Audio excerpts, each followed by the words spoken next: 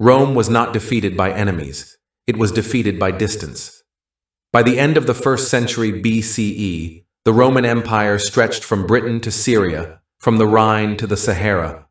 Armies marched for months. Governors ruled provinces weeks away from Rome. News traveled at the speed of a horse, if it arrived at all. When Augustus became Rome's first emperor, he understood something no one before him fully grasped. You cannot rule an empire you cannot communicate with. So Augustus created something revolutionary. Not a road, not an army, but a state-controlled communication system, the Cursus Publicus. Its mission was simple and absolute: to move orders, intelligence, officials, and state revenue across the empire faster than any rival civilization in history. This was not a public service. This was Rome's nervous system, and using it without permission was a crime against the state. The power of the Cursus Publicus did not come from speed alone. It came from infrastructure. Along Rome's vast road network stood hundreds of official relay stations, placed with mathematical precision. There were two kinds. The first were called mutationes. These were change stations, spaced roughly every 10 to 15 kilometers. A courier would arrive, dismount, and within minutes be back on the road with a fresh horse.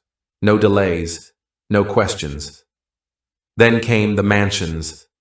Larger, fortified stations placed about 35 to 40 kilometers apart. These were the empire's logistical hubs, offering food, lodging, repairs, veterinarians, and secure rest for officials and animals alike. Together, these stations formed an uninterrupted chain from Rome to the edge of the known world. To outsiders, they looked like roadside inns. To Rome, they were control points. Unlike earlier systems, such as the Persian relay where messages passed hand to hand, Roman couriers usually carried their dispatches for an entire day's journey. This mattered, because Roman messengers didn't just deliver letters, they delivered context. They could answer questions, clarify orders, explain urgency. In emergencies, the system shifted gears. A single message could be rushed forward by a relay of riders, horse after horse, station after station, covering distances ancient authors claim could reach hundreds of kilometers in a single day under extreme conditions. Whether exaggerated or not, the result was undeniable. Rome moved information faster than anyone else on Earth. This speed came at a cost, and Rome made sure others paid it. The imperial government did not supply every horse, cart, or animal. Local communities were legally obligated to provide them. Horses, mules, oxen, carts, fodder, repairs. All of it functioned as a tax, and access was tightly controlled. To use the Cursus Publicus, an official needed a diploma, a bronze or wooden travel permit issued by the emperor's chancery.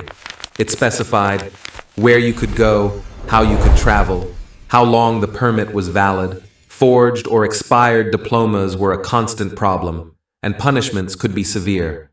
Speed without control was dangerous. Rome understood that. Ancient historians noticed something extraordinary. The Byzantine writer Procopius recorded that imperial couriers could cover in one day what normally took 10.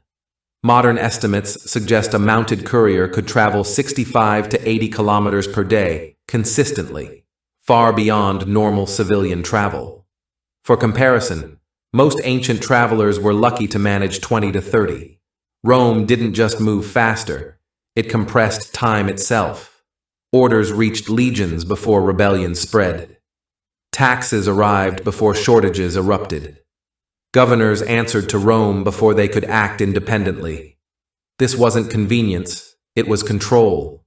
The Cursus Publicus did not win battles. It made battles unnecessary.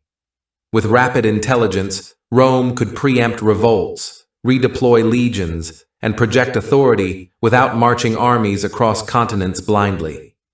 It bound the provinces to the capital with information instead of fear. This is why historians call it the central nervous system of the empire. Without it, Rome would have fractured centuries earlier. But even Rome could not outrun reality. As the Western Empire weakened, roads fell into disrepair. Central authority fractured. Corruption spread. The cost of maintaining the Cursus Publicus became unbearable. By late antiquity, the system eroded, piece by piece, until it vanished in the West entirely. Yet it did not truly die. The Eastern Roman Empire preserved versions of it for centuries. And long after Rome fell, other empires copied its logic. Royal postal services, imperial couriers, relay stations across continents. Even the Mongol yam system followed the same blueprint. The Cursus Publicus was not just a postal system. It was proof that information is power. Rome ruled not because it was the strongest, but because it knew first. In a world without electricity, satellites, or fiber optics, Rome built the fastest communication network humanity would see for over 1,000 years. Empires rose, empires fell. But the idea remained: if you control the flow of information, you control the world.